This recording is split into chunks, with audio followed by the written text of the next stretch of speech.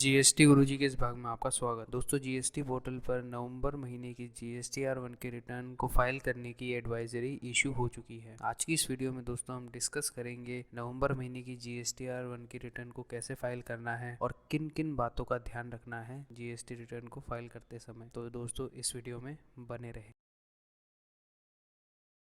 दोस्तों, जैसे ही आप अपना GSTR-1 के पोर्टल पे अकाउंट लॉगिन कर लेंगे, आपको सीधा चले आना है जीएसटी के डैशबोर्ड पे। फिर वहाँ से आपको पीरियड सेलेक्ट करना है। फिर उस पीरियड में सेलेक्ट करने के बाद आपको GSTR-1 की टाइल को सेलेक्ट करके प्रिपेयर ऑनलाइन पे क्लिक करेंगे।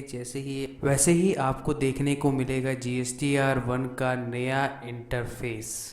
दोस्तों, GSTR-1 की डैशबोर्ड को दो सेक्शन में डिवाइड कर दिया है। पहला सेक्शन है ऐड रिकॉर्ड डिटेल्स का और दूसरा सेक्शन है अमेंडमेंट रिकॉर्ड डिटेल्स का।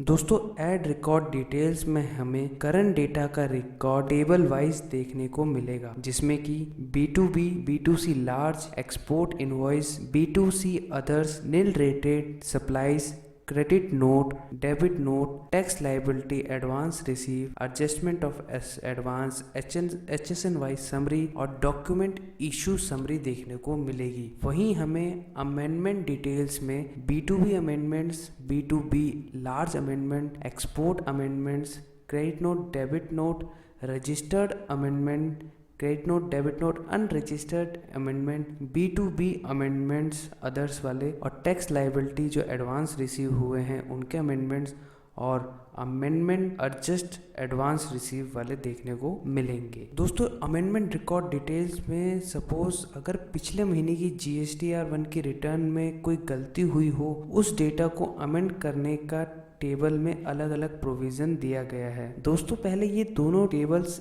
एक ही साथ मर्ज थे, लेकिन कई बार टैक्स पेयर्स को कंफ्यूजन हो जाती थी कि GSTR-1 में किस डेटा को कंसीडर करना है, किस टाइल और टेबल को कंसीडर करना है। इस वजह से इस कंफ्यूजन को दूर करने के लिए ये दो अलग अलग सेपरेट सेक्शन बनाए गए हैं। B2B tables improvement. दोस्तों, जैसे कि आप अभी अपनी स्क्रीन पे देख रहे हैं, टेबल के अंदर भी हमें कुछ इम्प्रूवमेंट देखने को मिले हैं B2B वाले टाइल्स में। दोस्तों, पहले इस टेबल का व्यू अलग तरीके से आता था। अब आपके सामने रिसिपिएंट वाइज काउंट का ऑप्शन भी आ चुका है और साथ ही साथ डॉक्यूमेंट वाइज का भी काउंट आ चुका है। रिसिपिएंट वाइज काउंट में दोस्तों हमें रिसिपिएंट की डिटेल्स मिल जाएंगी, उसका लीगल नेम मिल जाएगा, टैक्स पेयर्स का टाइप मिल जाएगा, प्रोसेस्ड इनवॉइस हुई है या नहीं हुई है वो दिख जाएगी।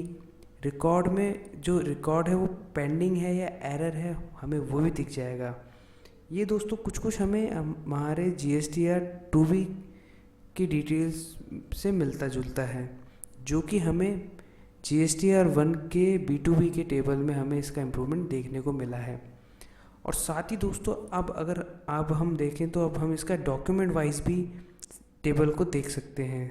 जैसे कि हमें इनवॉइस नंबर मिल जाएगा, इनवॉइस का डेट मिल जाएगा, इनवॉइस की वैल्यू मिल जाएगी, टेबल की टैक्सेबल वैल्यू मिल जाएगी, उस पर लगने वाला जो IGST होगा या CGST टैक्स होगा वो मिल जाएगा।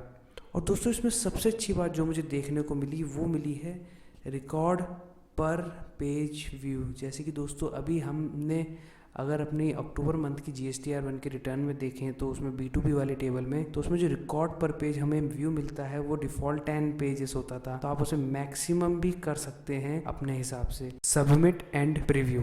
तो दोस्तों, आपका preview and submit button disable हो जाएगा अगर आपने GSTR-1 की रिटर्न में गलत समरी जनरेट करी तो। आइए जानते हैं कैसे। दोस्तों, मान लीजिए आपने अपनी GSTR-1 की समरी को एक बार जनरेट कर लिया है, लेकिन उसके बाद आपने उसमें कुछ रिकॉर्ड ऐड कर लिए और उस रिकॉर्ड को ऐड करने के बाद आपने सिंपली GSTR-1 की रिटर्न को सबमिट करने के लिए आगे बढ़ गए हैं, लेकिन फिर आप देखेंगे कि आपकी GSTR-1 में सबमिट और प्रीव्यू का बटन डिसेबल हो जाएगा। ऐसा क्यों? वो इसीलिए दोस्तों क्योंकि GSTR-1 में अब आप कोई भी डेटा अपडेट करेंगे तो आपको नई जनरली जनरेट करनी ही पड़ेगी। अगर आप ऐसा नहीं करते हैं तो आपका प्रीव्यू एंड सबमिट का बटन डिसेबल हो जाएगा जब तक कि आप नई समरी जनरेट नहीं कर लेते। दोस्तों GSTR 1 के अपडेशन में दो फेस आने वाले थे। पहला फेस को हम अच्छी तरीके से कवर कर चुके हैं और दूसरे फेस में दोस्तों जो एक्सपेक्टेशन हमें मिल सकती है वो कुछ कुछ इस प्रकार रहने वाली है। दोस्तों मेजर 3 अपडेट हैं जो कि दूसरे फेस में हमें देखने को मिलेंगे। पहला अपडेट रहेगा शायद GSTR 1 के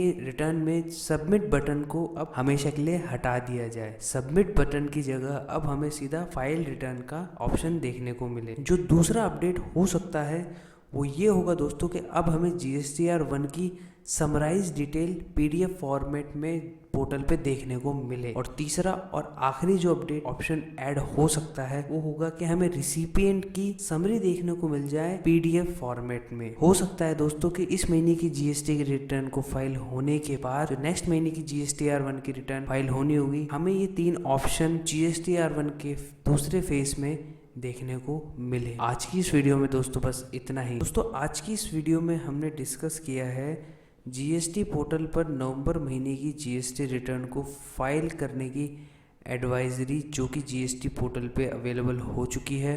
और साथ ही दोस्तों हमने जाना GSTR 1 के टेबल्स के अपडेशन के बारे में।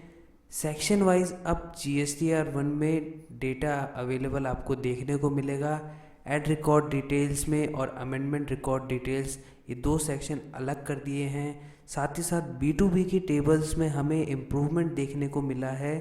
रिकॉर्ड डिटेल्स में और डॉक्यूमेंट वाइज डिटेल्स का हमें ऑप्शन मिला है।